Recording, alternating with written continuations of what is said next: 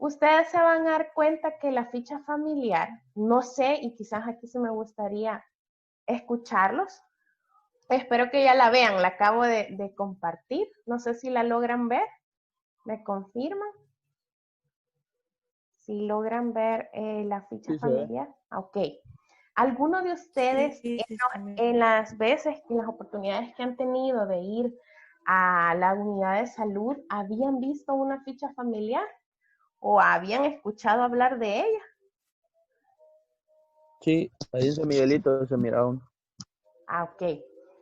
Y no sé si tuvieron la oportunidad de llenarla, de alguno que le dieron la oportunidad de llenar la ficha familiar o solamente la veían porque otras personas la llenaban.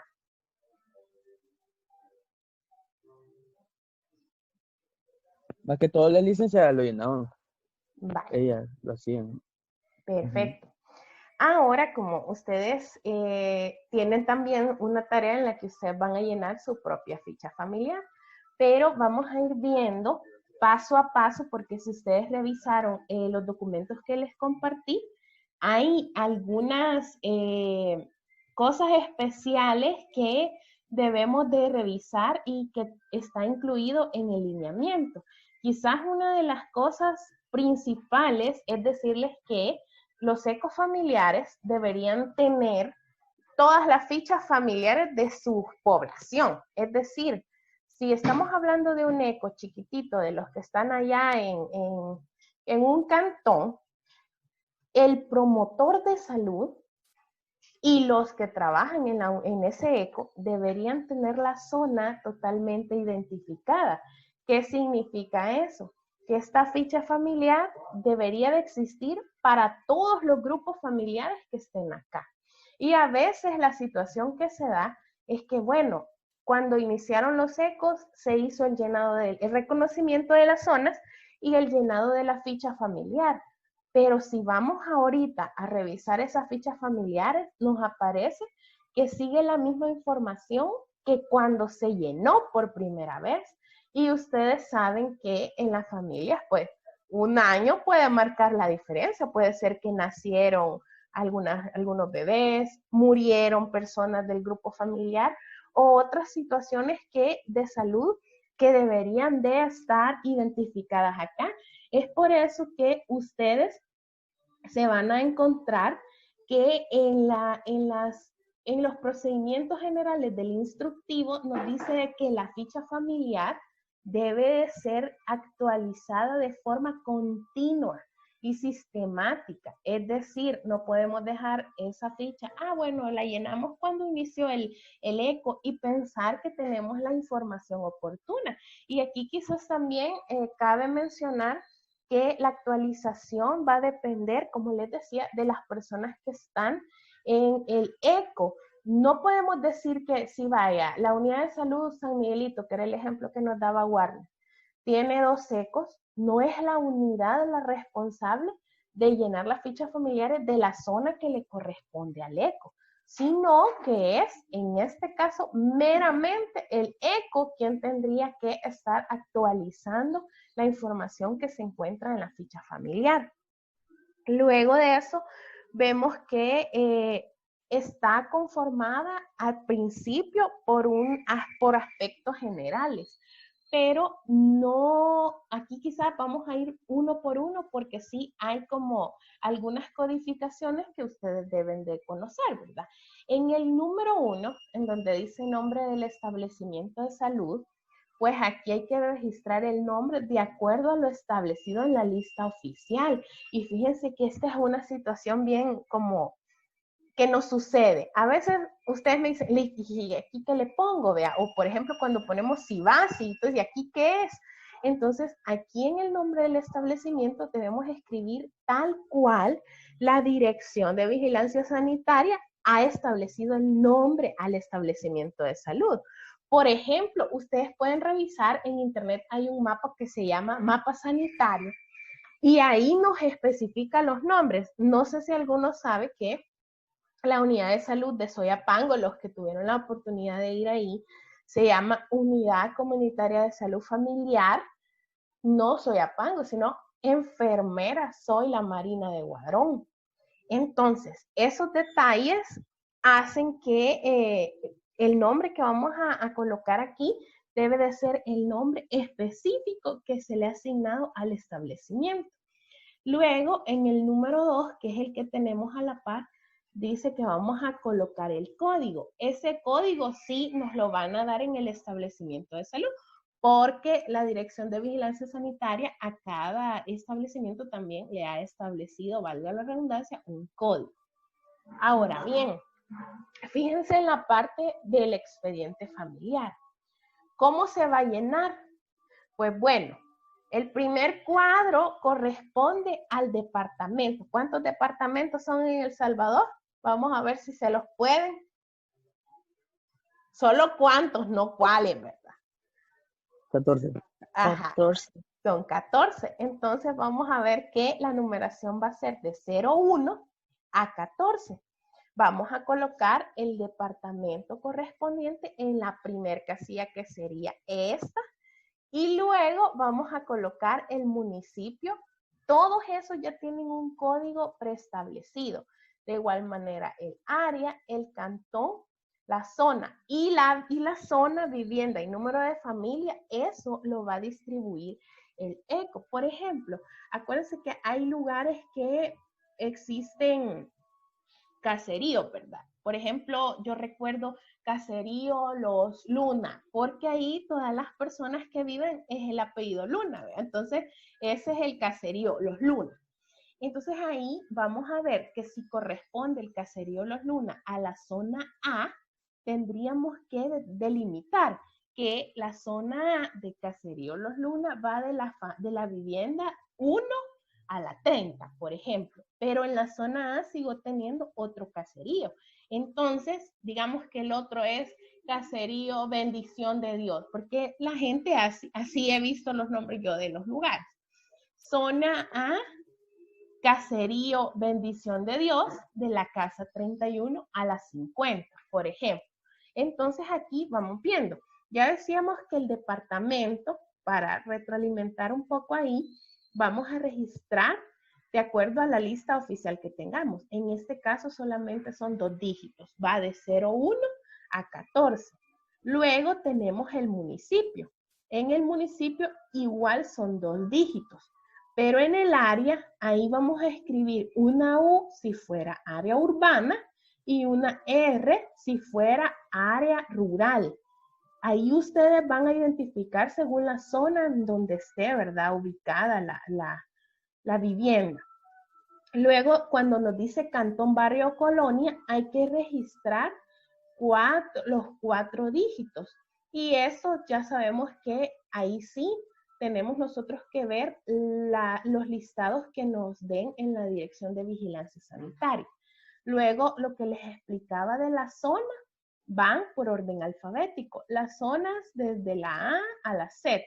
Y aquí pues hay que registrarlo con letra mayúscula, la zona del territorio asignado para cada uno de los promotores.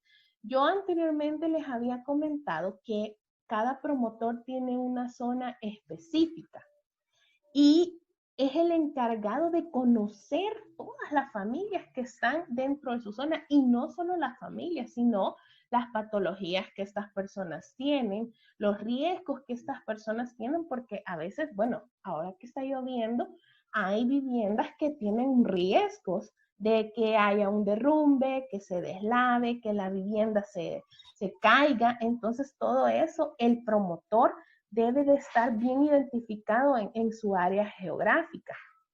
Y el ejemplo que les ponía, por ejemplo, vea, si hay de la zona que hemos delimitado, hay 3 caseríos, pues hay que poner específicamente cuando ya delimitemos en la dirección de la vivienda. Luego vemos que llegamos al número de vivienda. Y también aquí debemos de registrar con 3 dígitos.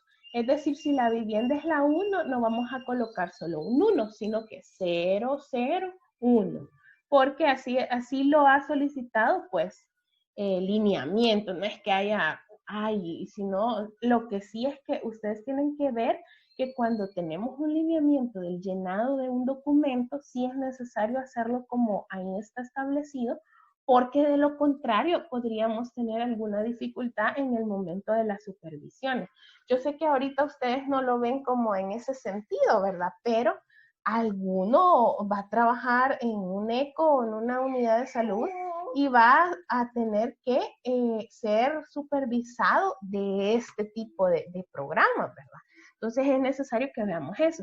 En el caso de las viviendas, hay que asignar el número correlativo de la vivienda habitada, renuente, cerrada, deshabitada o la que esté en construcción.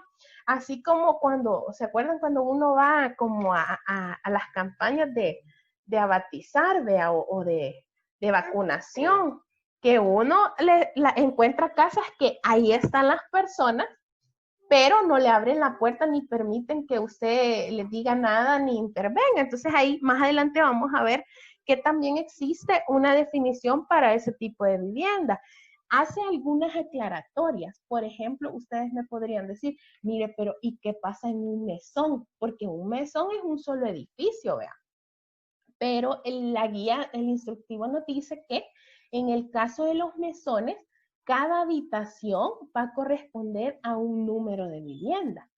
Y en el caso de las viviendas que están deshabitadas, también hay que marcarles como que es una vivienda más, solo que con la aclaratoria de que está deshabitada, ¿verdad? O está en venta o está abandonada. Los terrenos que podemos encontrar, porque en las zonas a veces no son consecutivas las casas, sino que vamos a encontrar una casa, un terreno que está baldío, donde no hay nada, esos terrenos pues no se toman en cuenta. Y en un área rural que tenga varios caseríos, ya les había explicado que necesitamos colocar, por ejemplo, caserío, zona A, caserío Los Rodríguez, vivienda de la 1 a la 50. Y si sigue siendo de la misma zona, caserío Los Pérez, de la vivienda 51 a la 70. Aquí sabemos y recordamos que la vivienda se coloca con 3 dígitos y el número de familia igual se coloca con 3 dígitos. Es decir, si en esta familia solo hay 2 personas, entonces es 002. Y si hay 5 personas, pues 005. En el caso de encontrar una vivienda que tuviera 2 o más familias, y que en este caso sí hay que aclarar, 2 o más familias que tengan su fuente económica separada. En ese caso, nosotros vamos a colocar, vamos a llenar de igual manera departamento, municipio, área, si es urbana o rural, el código del cantón o del barrio, la zona y la vivienda. Puede ser que la vivienda sea la misma, pero si nosotros identificamos que son 2 grupos familiares distintos, hay que colocar, por ejemplo, nos quedaría número de vivienda 11, número de familia 12, pero como son 2, en el cuadro de abajo nos quedaría número de vivienda 11, pero el número de familia sería 12, ya no sería el 11, aunque viven en la misma casa. Aquí hay que tener ese cuidado, porque si vemos e identificamos que aunque viven en el mismo espacio físico, son 2 familias distintas con ingresos económicos distintos, hay que determinarlos por separado, aunque el número de vivienda que nos quede sea el mismo. No sé si hasta aquí vamos bien. Si tienen alguna duda, porque el expediente, el número de expediente a veces es un poquito complejo. ¿No? Lick, yo estoy algo perdida. Ajá, Andrea, díganos. Quizás como entré un poco tarde, sí me siento un poco despistada, pero con cuestión a esta ficha familiar, esto lo llenaríamos con cuestión a nuestra familia, ¿verdad? Sí, en el caso de ustedes sí. En su ejercicio ustedes lo van a llenar en base a su familia. Todo lo del departamento y todo eso ustedes lo van a inventar. Lo que sí quiero es que hagan el ejercicio de los números de dígitos y todo eso, pero en su caso no hay mayor problema porque es su familia, ¿verdad? Ustedes conocen bien su ficha familiar, solo que la van a vaciar ya en el formato establecido. Wendy, ¿sí? O sea, de que en el código no es necesario ir ahí a la unidad, ¿verdad? No. Por lo mismo de la cuarentena. No, en el caso de ustedes pongan cualquier código, pero sí recuerden que para efectos ya cuando lo hagamos en una colonia, una comunidad, sí tenemos que saber cuál es el código de la unidad de salud. En su caso no, ni se les ocurra, vea. Ahí Sí, ustedes van a inventar eso. Dios mío. Y Gracias. el código de la Quiere familia buscar que excusa usted para estaba salir esta diciendo. Wendy. Ay, no. Dígame, Andrea. Sí, con cuestión a lo del código de la familia que usted estaba diciendo, que se tenía que poner dependiendo el número de la familia, 005 y así, eso no Sí, lo entendí mucho. vale. Es que lo que pasa es que si es una familia, digamos que aquí sí nos vamos a imaginar que estamos ahí en el campo y estamos ya enfrente de la casa y empezamos a hacer como el interrogatorio, ¿verdad? ¿Cuántas familias viven aquí? Y nos dicen, bueno, aquí vivimos 3 familias en la misma casa. Entonces lo que nosotros vamos a hacer es que lo vamos a digitar como 3 familias. Tendríamos que llenar el departamento, municipio, área, cantón y zona y número de vivienda idéntico. Y el que cambiaría nada más es el número de familia, porque habría, digamos que vamos por la familia 20, sería la familia 20, 21 y 22, aunque los demás datos sean iguales porque viven en el mismo lugar. Entonces, solo hay que recordar que si esta familia de veras nosotros identificamos que no son el mismo grupo familiar, sino que son independientes a pesar que comparten el espacio físico, ahí sí tendríamos que llenarlo como 3 familias distintas, aunque recordemos, nos queda igual casi en el expediente, solo cambiaría el último dato que sería el número de familia, porque a cada uno le asignaríamos un número diferente. Ay, sí, ya entendí. Gracias, Lick. Bueno. Lee, yo tengo una pregunta. ¿Sí? En ese caso, vaya, la ficha la vamos a hacer, ¿verdad? Ajá. O sea, usted nos la ha entregado, pero la vamos a ir llenando, o sea, a base de, por decirlo así, utilizando Word, los cuadritos. Sí, lo pueden hacer. De hecho, está en PDF, pero hay programas que sirven para... Sí, el PDF se puede pasar a Word. Entonces, ustedes lo pueden pasar y lo pueden ir llenando sobre este que ya está. No hay ningún problema. Vale, perfecto. Gracias. Porque estar haciendo todos estos cuadritos sí va a estar mero complicado. A mano. Así que no hay problema. Ustedes lo pueden llenar sobre este que es la ficha y es el formato. Vale, perfecto. Gracias. Bueno, vamos avanzando, vamos a ubicarnos luego en la fecha del llenado, que es el apartado 4, y en este caso nos dice que vamos a registrar el día, el mes y el año de cuál se está completando la ficha familiar. Es decir, si la llenamos hoy, sería 5 de mayo de 2020. Y aquí es donde podemos evidenciar cuando se hacen las supervisiones que en muchos ecos no se ha actualizado la ficha familiar porque aparece aquí 3 de marzo de 2011. Imagínense desde cuándo. Entonces vemos que esa información pues no es verídica porque cuántas cosas pudieron haber pasado en 9 años. Luego vamos a la parte 5 que nos habla de la dirección de la vivienda. En este caso, el nombre, hay que colocar el nombre del barrio, colonia, caserío, sector, comunidad, asentamiento. Si la gente le dice, es que aquí vea colindo con el molino, todo eso hay que escribirlo. Porque a veces, y ustedes eso sí creo que la mayoría lo ha experimentado, hay que ir a buscar a estas personas. Y con solo leer la dirección me tiene que quedar más o menos claro de a dónde lo tengo que ir a buscar. Y por eso es que en las direcciones a veces colocamos, va, esquina opuesta a la tienda grande, que no sé qué, o la tienda rosada, la tienda azul, porque esas son guías que nos van a permitir identificar la vivienda. Aquí en la dirección tenemos que ser bien específicos para que no nos cueste, si en un momento determinado no es la misma persona que llenó la ficha la que va a buscar a esta familia, no le cueste llegar al lugar correcto, ¿vea? Porque eso sería, en el peor de los casos, el problema, que no encontremos a la familia. Luego ven que a la par nos aparece el número 6 que nos dice situación de la vivienda.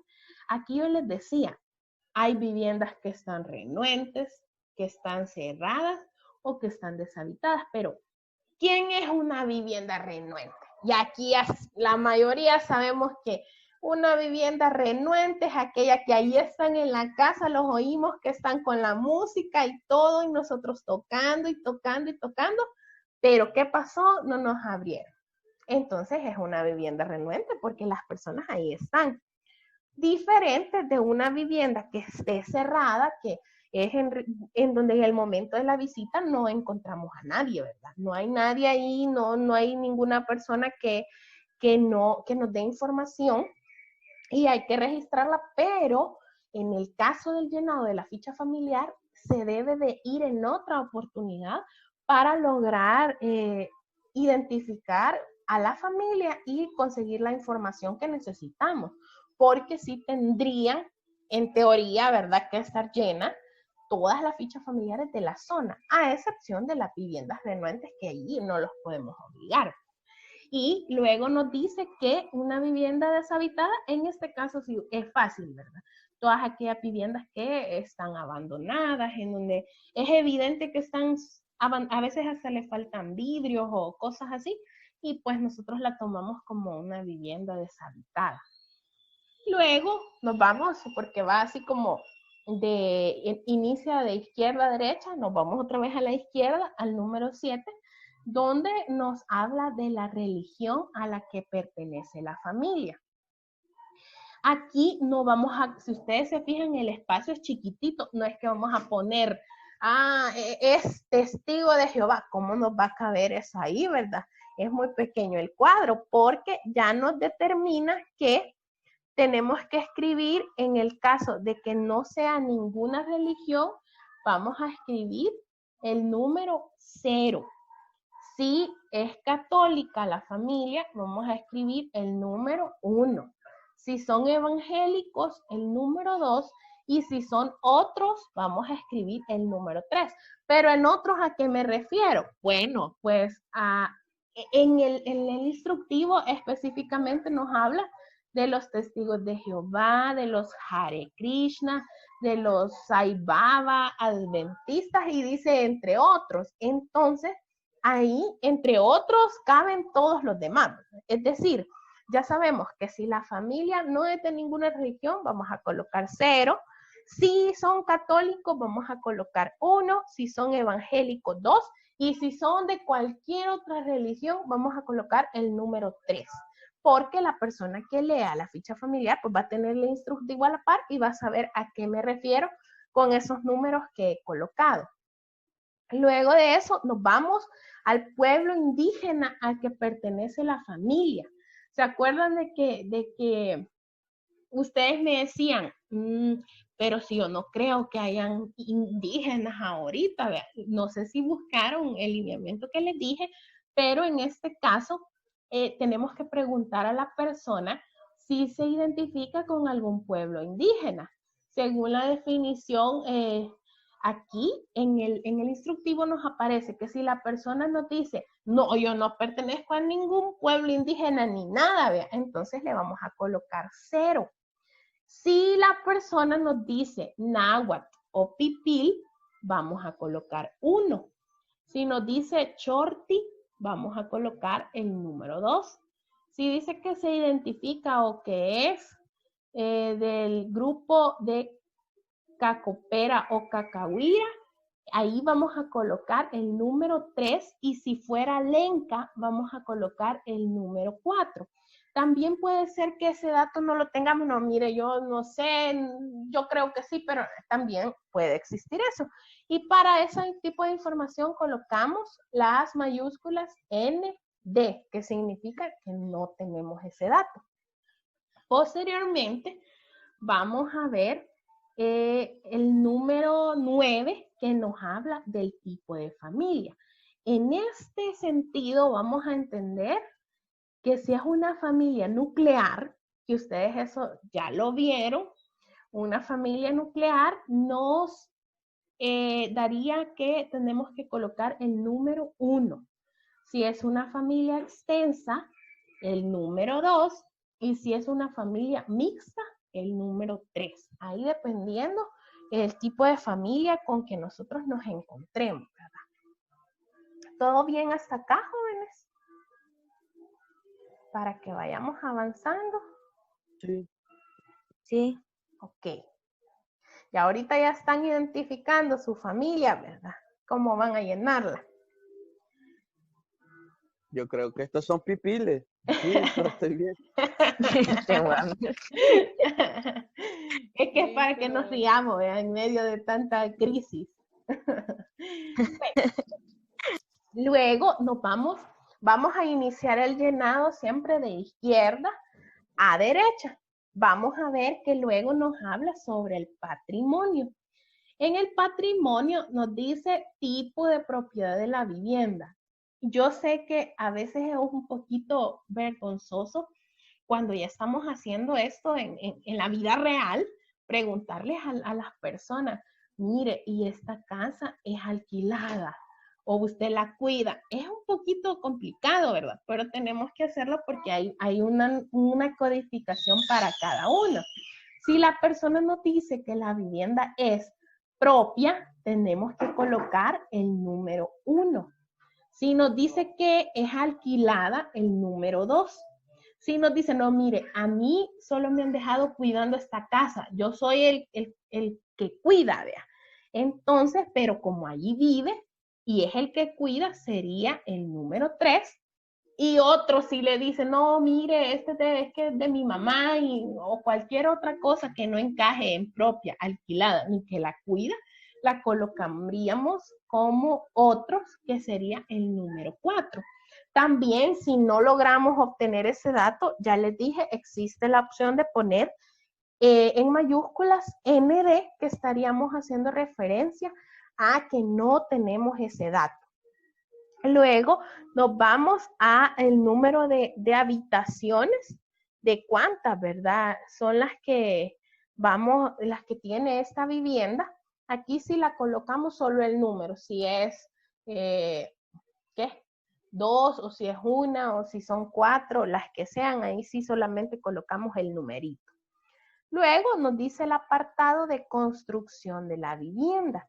Fíjense que aquí no es necesario que la persona nos diga, basta con que nosotros observemos la vivienda para saber de qué material está hecho. Ahora bien, fíjense que aquí vamos a ir viendo como por partes. ¿Cuál es el material de las paredes en primer lugar? Si fuera de ladrillo, de bloque, estaríamos colocando el número 1.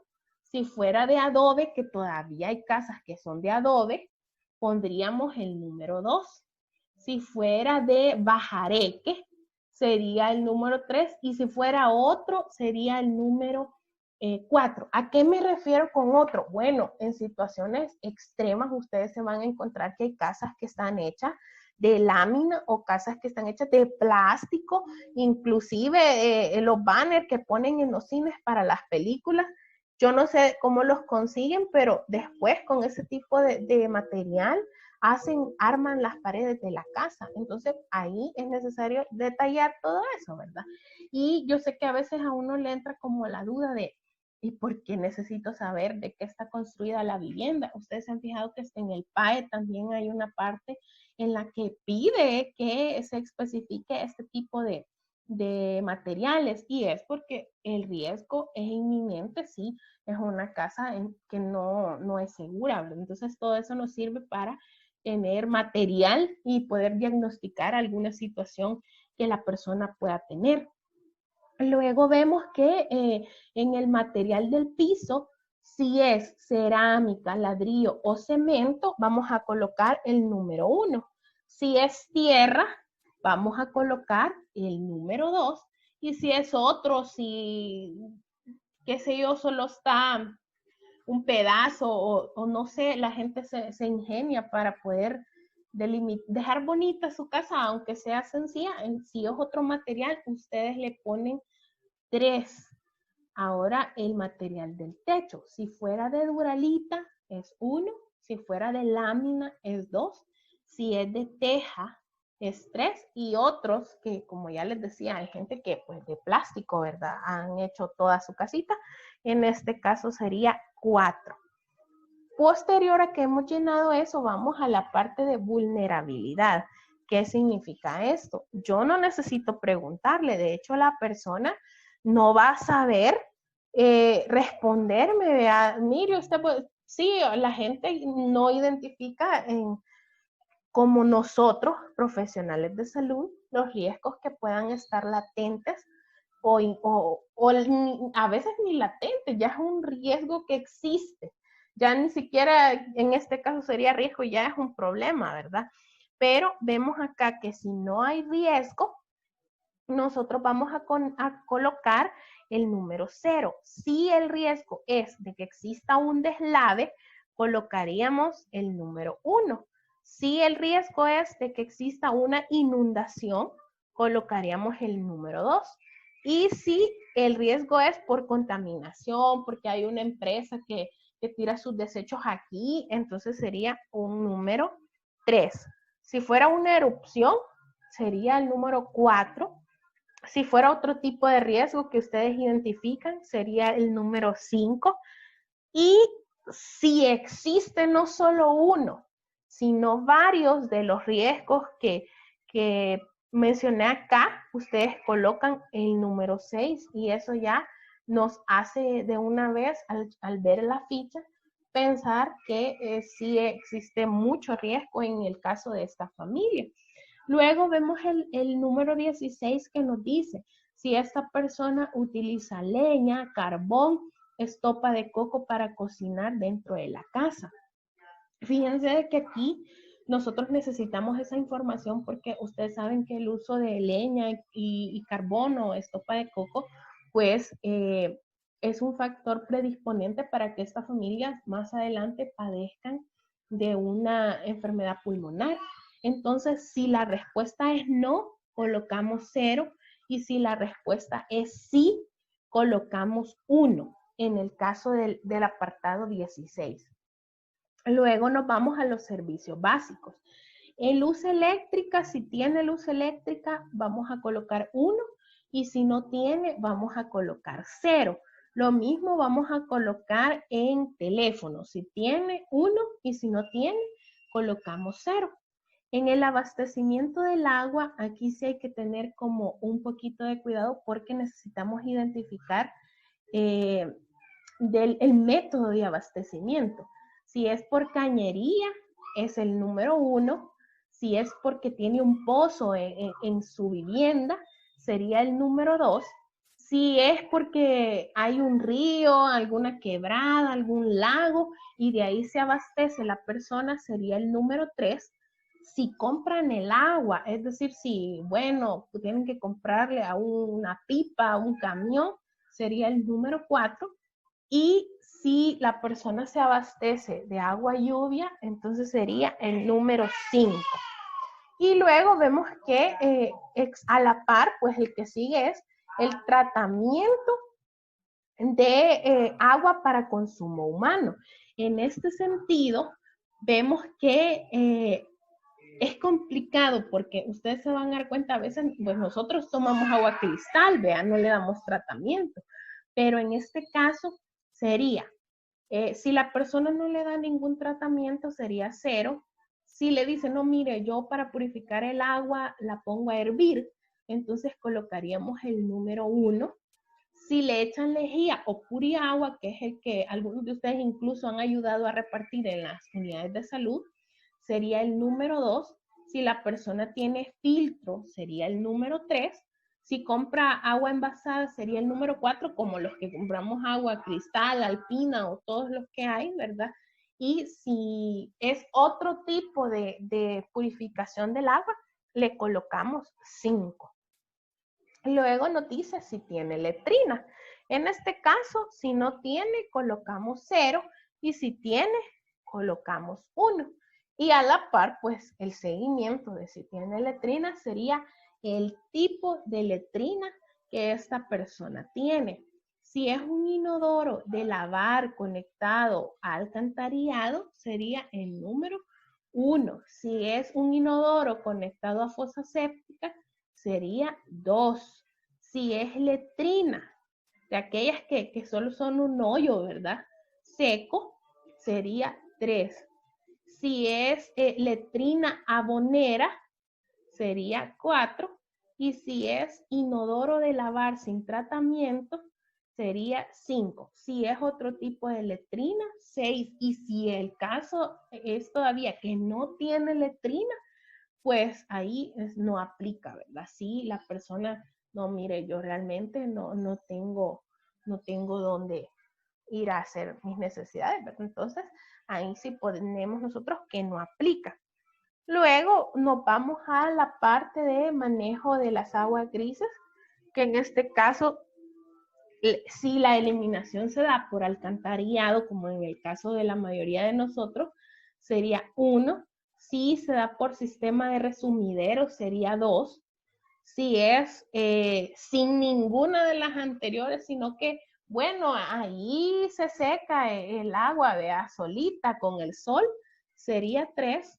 Si cae esta agua a la calle, sería 4.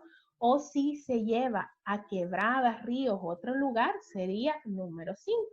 Igual la siguiente, que es el manejo de las aguas negras, si la persona tiene eliminación por alcantarillado, sería 1.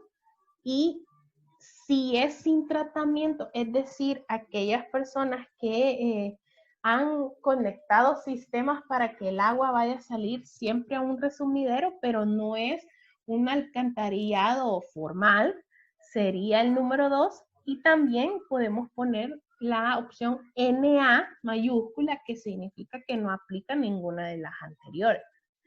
Luego, como seguimos viendo todo lo de los servicios, vamos a revisar el número 25, que es el manejo de la basura. Y aquí nos dice que vamos a anotar el código 1, si es por servicio municipal. El código 2, si la bota así a cielo abierto, vea, la tira aquí afuerita. Si la entierra, el número 3. Si la quema, todavía hay personas que queman la basura porque no pasa el camión, ¿verdad? Sería el 4. Si la tira a un río, a una quebrada o al mar, sería 5. Si es un servicio particular, yo recuerdo que en una de las clases alguien mencionó que había un servicio de esos, es 6. Y si es otra manera, pues, y las personas ahí nos explican otra forma del manejo de la basura, entonces ahí colocamos el número 6. Luego nos vamos al apartado de presencia de vectores. ¿Qué significa eso? Que yo tengo que identificar si hay zancudos, y en todas estas opciones, si la respuesta es no, ponemos 0, y si la respuesta es sí, ponemos 1. En zancudos, moscas, chinches, cucarachas, roedores. A veces la persona no nos va a decir, aunque sí es necesario preguntarle, porque nosotros con estar allá afuera interrogando a la persona no nos vamos a dar cuenta si tiene ratas, ¿verdad? O si tiene cucarachas, a no ser que sea una infestación grande que hasta estén afuera. Pero idealmente sí tendríamos que preguntarle. Los zancudos sí son más fáciles como de identificar, igual que las moscas, pero hay que consultarle a la persona y recordar que en todos estos ítems del 26 al 30 de la presencia de vectores, si la respuesta es no, tendríamos que colocar el número 0, y si la respuesta es sí, tendríamos que colocar el número 1. Luego nos vamos a la tenencia de mascotas, que sería del número 31 al número 35. En el número de perros, solo vamos a anotar el número de perros, si son 2, si son 3, solamente un dígito. De igual manera, donde dice número de perros vacunados, el número de los que estén vacunados, y en este caso lo ideal es comprobar que sí están vacunados, es decir, que la persona nos pueda mostrar el carnet, porque las mascotas también tienen carnet de vacunación. Luego, en número de gatos, hay que anotar el total de los gatos que existen en la vivienda y en el siguiente ítem, el total de gatos que son vacunados. Y hay un apartado final en el que dice número de otras mascotas, porque ustedes saben que también hay personas que no solo tienen gatos o perros, sino que otras mascotas, ya sean pericos, qué sé yo, puede ser, yo recuerdo una persona que hasta tenía un mapache o monos, entonces ahí vamos a escribir el número de otras mascotas que la persona pueda tener. Y luego nos vamos a la parte de patrimonio familiar. Si la persona tiene cultivo propio, colocamos 1 si la respuesta es sí, pero si no tiene, colocamos 0. Igual si tiene aves de corral, ya sean gallinas, gallos, pollos, patos, que todo eso hace énfasis a las aves de corral. Si la respuesta es sí, colocamos 1 y si la respuesta es no, colocamos 0. De igual manera en el ganado vacuno, si tiene es 1 y si no tiene es 0. Igual en el ganado porcino, colocamos los mismos dígitos. Si tiene, es 1. Si no tiene, es 0. Y igual en negocio propio. Aquí donde dice si recibe un bono, es porque necesitamos identificar si algún miembro de la familia recibe bono del programa Comunidades Solidarias Rurales, que eso es lo que significa CSR, o Comunidades Solidarias Urbanas, que es CSU. Si la persona nos dice no, colocamos 0, y si la persona nos dice sí, colocamos 1. De igual manera, en la parte donde nos dice que si tiene vehículo automotor, si la respuesta es no, colocamos 0, y si la respuesta es sí, entonces nosotros colocamos 1. No sé si ustedes tienen dudas. ¿Cómo vamos hasta este momento? El llenado de la ficha familiar, y vamos a continuar viendo cada uno de los aspectos. Esta vez decidí mejor ir cotejando y ponerlo en una diapositiva por la duda que algunos me hacían respecto a si hay un lineamiento o hay algo donde se pueda ir verificando cómo la vamos a llenar. Y aquí vamos a comprobar pues que sí existe. Importante quizás aclararles, algunos me han hecho la pregunta en el foro de la semana y en el foro de la clase anterior, que de dónde pueden sacar los códigos. Yo les decía que el nombre específico de la unidad de salud lo pueden sacar del mapa sanitario. Yo se los he compartido a los que me preguntaron en las respuestas del foro, y decirles que hay información como por ejemplo los códigos que ha colocado en la Dirección de Vigilancia Sanitaria, a los cuales la población no tiene acceso. Por esa razón es que aunque ustedes han buscado, no lo podemos encontrar. Ese es un sistema que se llama así, Vigilancia Sanitaria, pero el acceso solamente lo tienen algunas personas encargadas de los establecimientos de salud.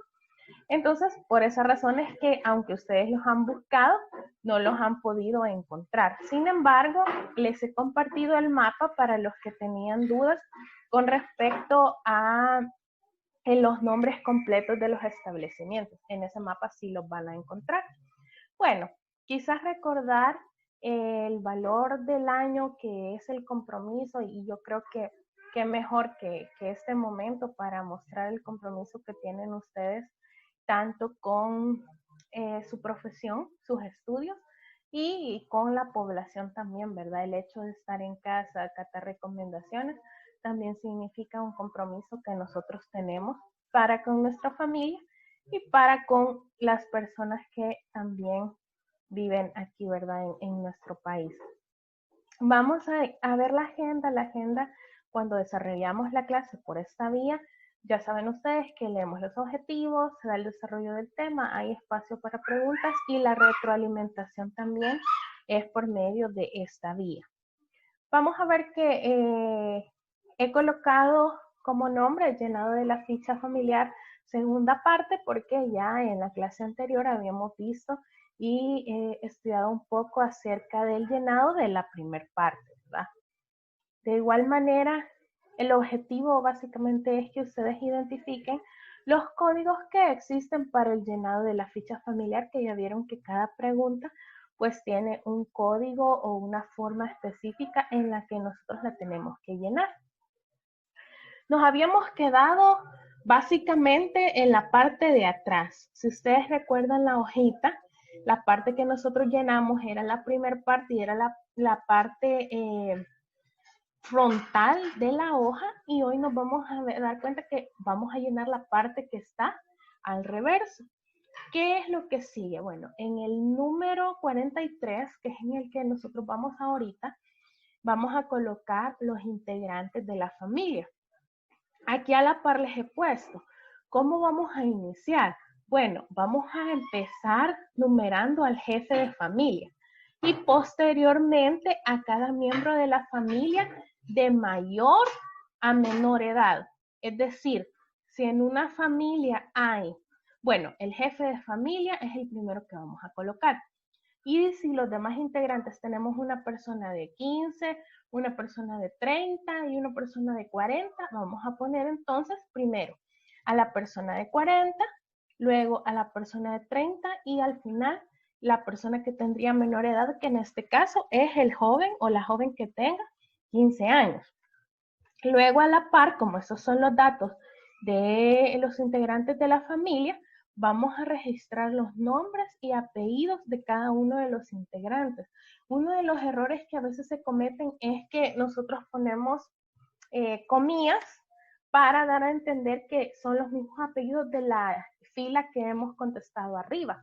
Eso es incorrecto porque ustedes pueden ver acá que en el lineamiento nos dice claramente que tenemos que llenar los nombres y apellidos completos, no poner familia, comillas, perdón, ni poner idem ni nada por el estilo, sino que escribirlo de una manera completa.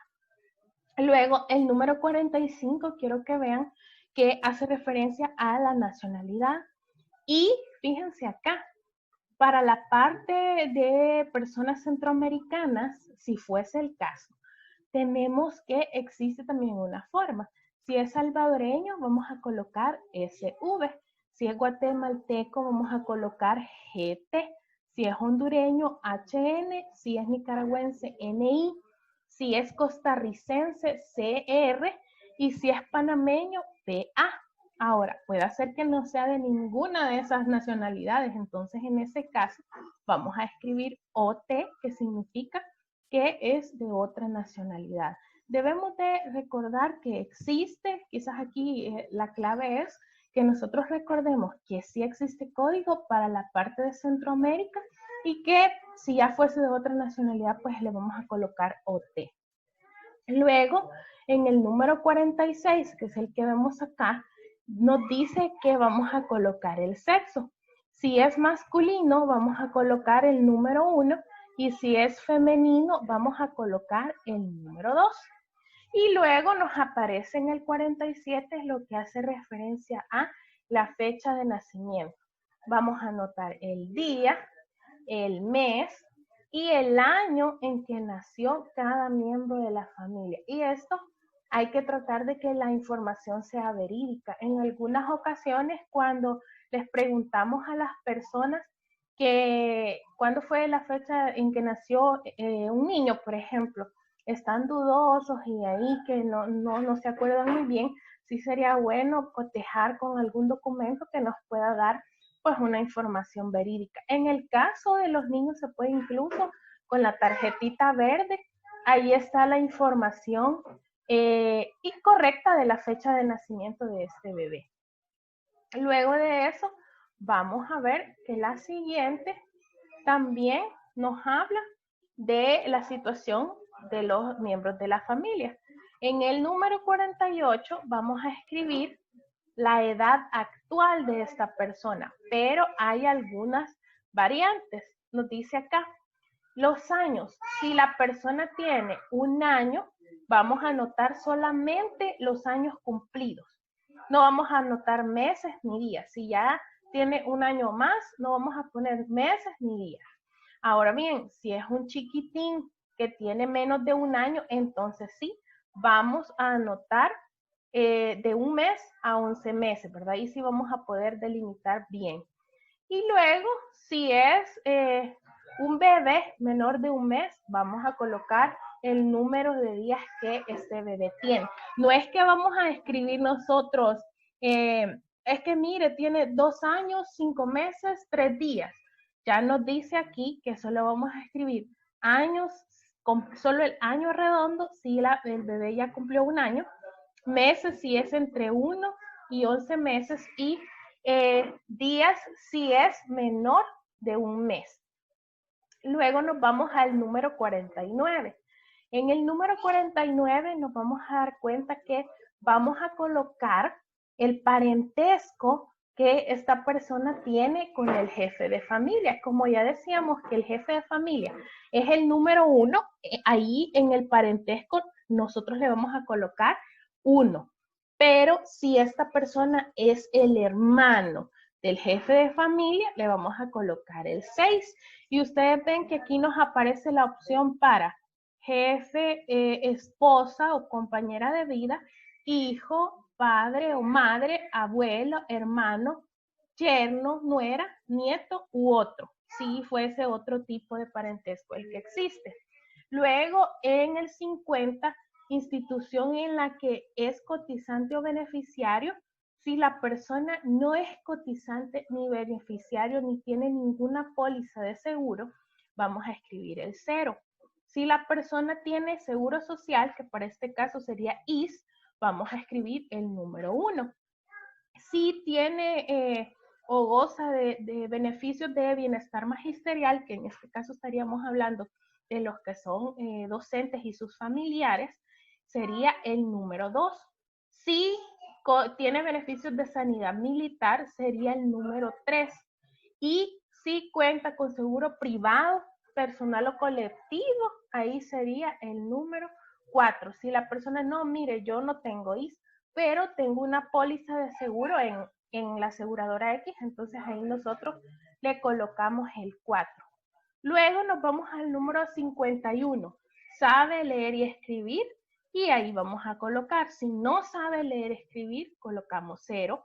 Si sabe, colocamos 1.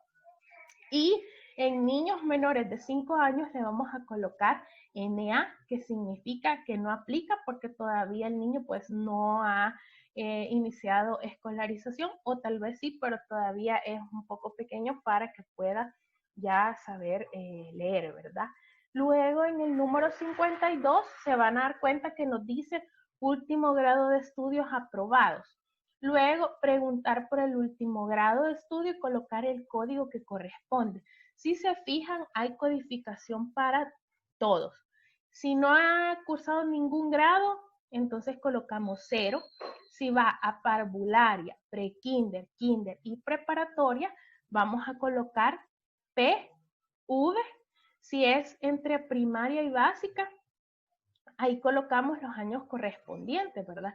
Si es primero, segundo, tercero, cuarto, quinto, hasta llegar a noveno, según el caso que corresponda. Si está en bachillerato, vamos a colocar 10, 11 y 12. Si ya terminó, colocaríamos el 12, ¿verdad? Si va a primer año, sería el 10. Si va a segundo año, el 11. Y si el último año que cursó fue bachillerato y ya se graduó y todo, colocaríamos el 12. Luego, si es técnico, si es una persona que su último grado estudiado fue un técnico en enfermería, por ejemplo, sería el número 14. Y si es universitario el estudio que ha recibido o en el caso de una licenciatura, por ejemplo, colocamos el número 15. Abajo también nos dice que para los niños menores de 3 años, nosotros le vamos a colocar NA, que es lo que significaría que no aplica para esta persona, ¿verdad? Luego de eso, vemos que llegamos al número 53. Y en este caso nos dice, tiene trabajo remunerado y vamos a colocar según corresponda. Nos dice acá, no aplica para menores de 14 años. ¿Qué significa? Que vamos a colocar NA, porque no aplica para menores de 14 años.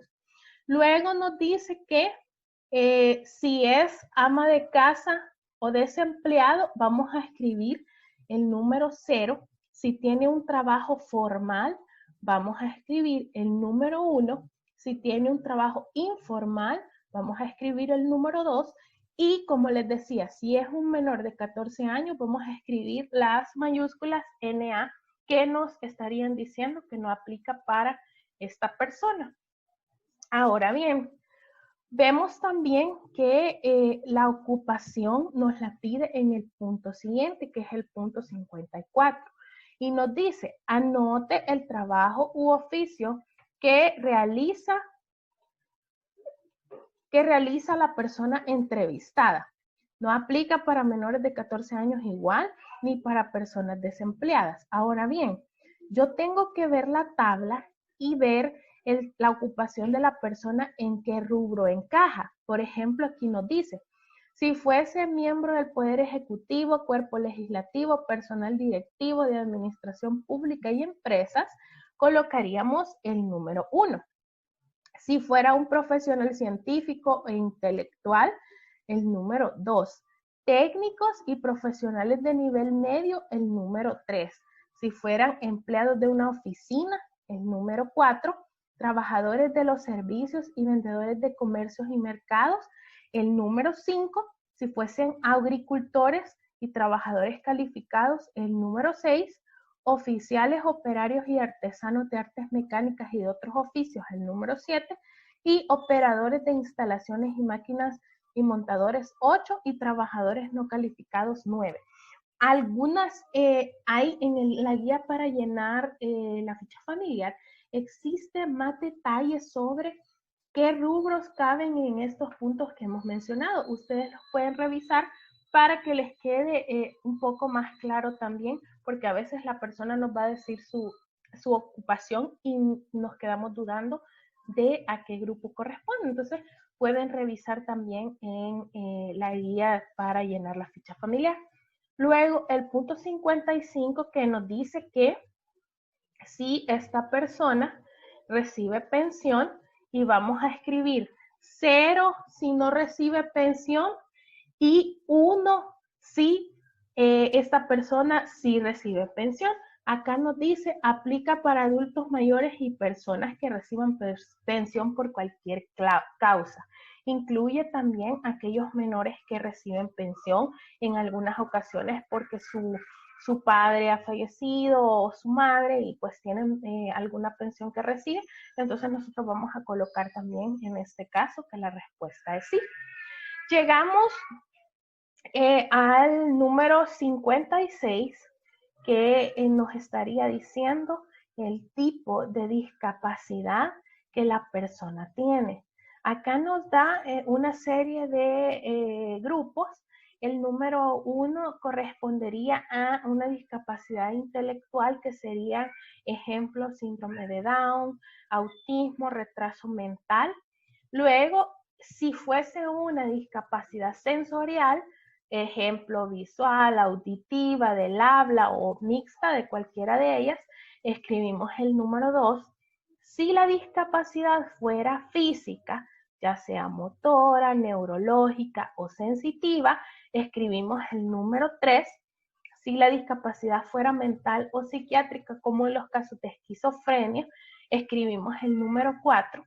Si tiene una o más de las discapacidades mencionadas, colocaríamos que es mixta y eso sería el número 5. Y si no tiene discapacidad, pues escribimos NA, que nos estaría haciendo referencia a que no aplica en este caso para esta persona, ¿verdad? Luego de eso nos vamos a dar cuenta, bueno, aquí vemos que el número 57 nos dice causa de la discapacidad y el número 58 que si padece enfermedades crónicas, es lo que vamos a ver en este punto. En el número 57 nosotros vemos que nos dice que si la causa es congénita o hereditaria, colocamos el número 1. Si la causa es por accidentes o traumatismos, es decir, una persona que nació sana, pero que tuvo un accidente y posterior a ese accidente quedó con una discapacidad X, entonces nosotros colocamos el número 2. Si fue por un artefacto explosivo relacionado al conflicto armado, como en el caso de los veteranos de guerra o los que son lesionados de guerra, entonces colocaríamos el número 3. Si esta discapacidad es secuela de alguna enfermedad o causa degenerativa, escribimos el 4. De igual manera, si es mixta, porque incluye 2 o más de las anteriores, escribimos el 5. Y si no aplica, entonces estaríamos colocando las mayúsculas NA. Luego nos dice en el punto 58 que si la persona padece algunas enfermedades crónicas. Ahora bien, ¿qué enfermedades están descritas acá? La hipertensión arterial sería el número 1. Si la persona nos dice, sí, mire, yo tengo hipertensión. Bueno, entonces colocamos el número 1. Y también vean en la parte de arriba que nos dice que si no presenta ninguna enfermedad sería 0. La diabetes mellitus sería el número 2. Las enfermedades respiratorias, incluida enfermedad pulmonar obstructiva crónica, bronquitis crónica, enfisema pulmonar, sería 3. Para las personas que padecen asma bronquial, sería 4. Si hay alguna persona que tenga cáncer, sería 5. Si hay otra persona que tenga un accidente cerebrovascular, sería el 6. Y vemos que la enfermedad renal crónica sería el número 7. La epilepsia, el número 8. Y si fuese otra enfermedad que la persona nos describa, entonces ahí estaríamos diciendo que es el número 9. Luego llegamos al estado nutricional. En el estado nutricional tenemos que ver que existen unas variables. Nos dice acá que el estado nutricional para niños de 0 a 2 años se tomará índice de peso por edad. Y para esto se debe pesar a los niños y niñas de este grupo utilizando una báscula colgante. Revisar si tiene la curva de crecimiento llena con el peso del último mes. Y si es así, pues se toma del carnet, ya les decía, la tarjetita verde.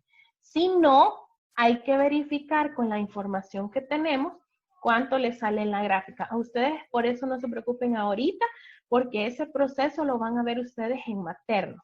Pero sí van a darse cuenta que hay que realizar el peso de ese niño y hay que revisar en la gráfica para determinar la clasificación, que puede ser normal, colocaríamos N, que puede ser desnutrición, colocaríamos D, y desnutrición severa, colocaríamos DS.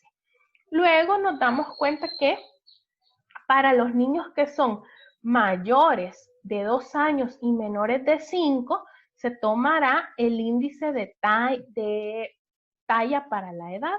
Se debe medir la estatura utilizando un tallímetro portátil de madera o metal y se verifica el estado nutricional en las gráficas de crecimiento que igual ustedes más adelante van a aprender a utilizar.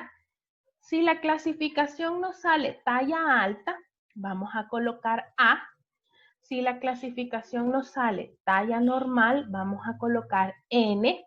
Si nos sale retardo en la talla, vamos a colocar R.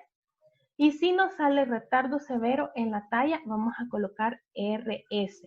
Y luego nos hace la aclaratoria que para las personas de edad mayor o igual a 5 años, vamos a colocar, no aplica que serían las mayúsculas NA, porque a estas personas pues no les vamos a sacar estado nutricional, solamente en este caso pues a los niños que son menores de 5 años. Ahora, es probable, y aquí antes de pasar a esta voy a hacer la aclaratoria, acuérdense que este instructivo ya habíamos revisado que no ha sido actualizado. El IEPI a partir del 2018 ya no solo considera la atención de niños menores de 5 años como era anteriormente.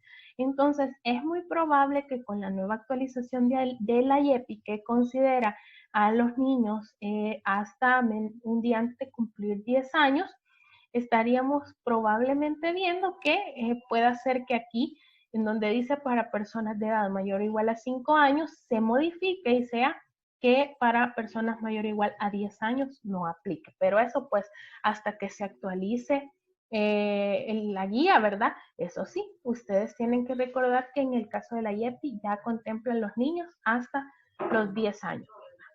Luego vamos a ver en el punto número 62, que nos dice que, bueno, nos pregunta que si la persona fuma y nos da la clasificación. Si la persona no fuma, pues colocamos 0. Pero si la persona dice, nada, sí, ocasionalmente se fuma al menos un cigarro al día, colocamos número 1. Si se fuma menos de una cajetilla al día, colocamos 2. Si fuma más de una cajetilla al día, colocamos el número 3. Y si lo que fuma es un puro, colocamos el número 4. Luego, en la frecuencia de consumo de bebidas embriagantes, igual tenemos que colocar, si la persona nunca consume bebidas embriagantes, colocaríamos 0. Si lo hace diariamente, colocaríamos 1. Si lo hace semanalmente, colocaríamos el número 2. Si lo hace mensualmente, el número 3. Y si solo consume bebidas embriagantes en ocasiones especiales, estaríamos colocando el número 4. Luego, en el punto número 63, nos dice la cantidad de consumo de bebidas embriagantes por día. Si no aplica, vamos a colocar el NA en mayúscula, que fue que la persona en el punto número 62 nos dijo que nunca ingiere bebidas embriagantes. Entonces, dice que en este punto 63, nosotros vamos a colocar que la persona tiene un bajo riesgo si el consumo equivale a 2 cervezas o a un trago de licor por día. Si la persona dice que el consumo equivale a 3 cervezas o a 2 tragos de licor al día, es un riesgo alto y colocaríamos el número 2. Y si la persona nos dice que al día consume lo equivalente a 4 cervezas o a más de 3 tragos de licor, estaríamos diciendo que tiene un consumo perjudicial y tendríamos que colocar el número 3. Ahí nosotros vamos a hacer la valoración dependiendo lo que la persona nos conteste, ¿verdad? Luego tenemos el punto 64, que nos dice si la persona se ha tomado la citología en el último año. Hay que verificar que así sea. Idealmente en el carnet de la unidad de salud, ahí se anota la fecha en la que la persona se tomó la citología. Y aquí nos dice, según corresponda. Si nos dice que no se la ha tomado en el último año, vamos a colocar 0. Y si nos dice que sí, entonces vamos a colocar 1. Y no aplica, escribiríamos en las personas que aún no han entrado al programa de citología, ¿verdad? Luego llegamos al punto 65, donde nos dice que si se ha realizado el examen manual de mamas en el último año. Si nos dice que sí, escribimos 1. Si nos dice que no, escribimos pues 0. De igualmente, en la pregunta número 66, que nos hace referencia a Si la persona está embarazada actualmente, anotaríamos 0 si nos dice que no y 1 si nos dice que sí. Luego, el punto 67 nos pregunta si ha tenido más de 3 abortos espontáneos. Aquí solo quiero que vean que no nos está preguntando si ha tenido un aborto, sino más de 3 abortos espontáneos. Si la persona nos contesta que no ha tenido más de 3 abortos, sería 0. Si nos contesta, sí, una vez tuve un aborto, sería 0 también, porque la pregunta básicamente nos está diciendo si ha tenido más de 3 abortos. Si la respuesta fuese sí, entonces nosotros escribimos el número 1. Luego en el punto 68 vamos a ver que nos dice tiene niños menores de 1 año que hayan nacido con una de las siguientes condiciones y tendremos que solicitar la tarjetita verde para poder corroborar. En el caso de prematuro, nosotros pondríamos el número 1. Si el bebé nació con bajo peso, colocaríamos el número 2. Si nació macrosómico, colocaríamos el número 3. Y si no aplica ninguna de estas condiciones porque el niño nació normal, pues colocamos en mayúsculas NA, que nos estaría diciendo que no aplica, ¿verdad? Para este punto. Luego, vemos que también nos pregunta sobre los métodos de planificación familiar en el punto número 69 y nosotros vamos a preguntarle, ¿verdad? Que si las mujeres que estamos inscribiendo aquí están utilizando algún método.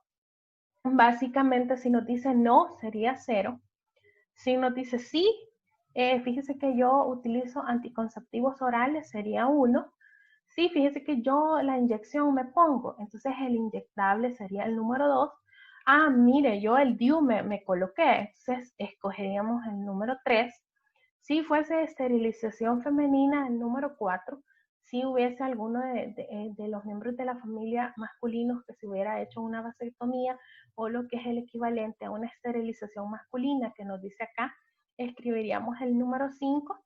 Si utilizan métodos de barrera, ya sea condón o diafragma, escribiríamos el número 6. Si la persona tiene un implante intradérmico, que hoy pues sí están colocándose también a nivel público, pondríamos el número 7. Y si no aplica, pues porque todavía es una persona que no ha entrado a este programa, entonces colocaríamos en mayúsculas NA. Luego nos dice en el punto 70 que si el niño o niña menor de 14 años trabaja, nos da la definición también que dice que el trabajo suele definirse como todo trabajo que priva a los niños de su niñez, su potencial y dignidad y que es perjudicial para su desarrollo físico y psicológico. Si el niño menor de 14 años trabaja, entonces vamos a colocar el número 1. Si no trabaja, colocaríamos el número 0. Es importante que vean que entre paréntesis también nos hace la aclaratoria que hay que ver el glosario del trabajo infantil. Eso también está en el instructivo del llenado de la guía para que ustedes lo puedan revisar. Luego, el punto número 71 nos dice que los niños menores de 18 años quedan bajo el cuidado de... No, mire, ellos nadie los cuida, quedan solitos. Entonces colocamos el número 1.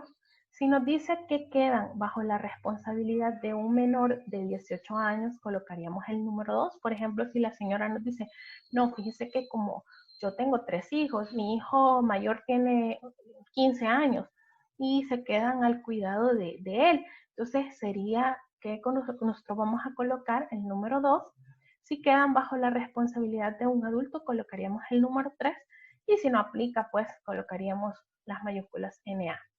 Luego, en el número 72, nos hace referencia al esquema de vacunación, que ustedes ahora ya son expertos en esquema de vacunación. Nosotros debemos verificar la tarjeta para evidenciar que está completo el esquema. Si es así, colocamos el número 1, pero si no está completo, colocamos entonces el número 0. Y en ese caso, también tendríamos que posteriormente, una de las actividades sería pues que esta persona logre completar su esquema de vacunación. Si se fijan en el número 73, este lo puse solito porque nos hace referencia a la dispensarización individual. En algún momento nosotros ya hablamos de la dispensarización, que significa colocar a cada persona integrante de la familia en un grupo de dispensarización. Ahora bien, ¿cómo se clasifican estos grupos? Pues bueno, si es una persona que aparentemente está sana, por lo que nos respondió, porque no tiene patologías, nosotros lo ponemos en el grupo dispensarial número 1. ¿Por qué no dice sano? Porque ustedes saben que no podemos asegurar que está sano. Aparentemente lo está por sus respuestas y porque no tiene alguna sintomatología. Entonces lo colocamos en el grupo número 1. Si la persona tiene riesgo porque tiene antecedentes de alguna enfermedad congénita, de alguna enfermedad crónica degenerativa por sus familiares o algún otro tipo de riesgo, lo colocamos nosotros en el grupo 2 dispensarial, que también nos haría colocar el código número 2 en esta parte. Luego el grupo número 3 nos hace referencia a las personas enfermas. Toda aquella persona que hemos detectado que tiene una enfermedad, entonces debe incluirse en el grupo dispensarial número 3 y colocaríamos el número 3 acá, que corresponde a la persona que está enferma. Y luego el grupo dispensarial número 4, que serían todos aquellos que tienen una deficiencia, una incapacidad o una secuela, como lo que mencionábamos, si es mental, motriz, si es una lesión por los tiempos de la guerra, entonces colocaríamos el número 4 y esta persona se encontraría en el grupo dispensarial número 4. Y luego quiero que vean la última, que se encontraba en la página que llenamos la clase anterior. Sin embargo, nos vamos a dar cuenta que aparece solita y la coloqué hasta el final por el orden correlativo y vemos que la número 74 nos hace énfasis al riesgo familiar. ¿Qué significa?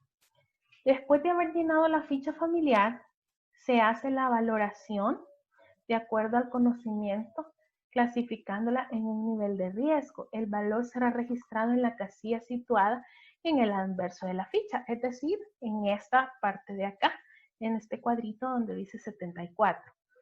Y nos dice que una familia tendrá el nivel de mayor riesgo en el cual cumpla al menos 2 de los criterios de las condiciones. Ahora, no es que yo me voy a inventar todo esto. Ahí, y aquí les muestro, los niveles de riesgo yo los voy a elegir en base a estos criterios que aparecen acá.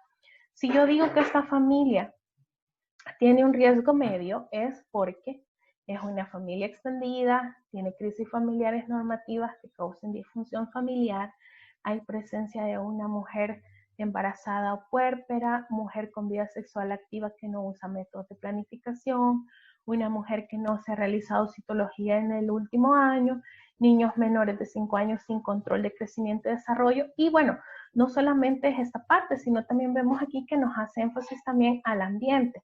La basura la tiran al cielo abierto, al río, lago, quebrada u otro lugar.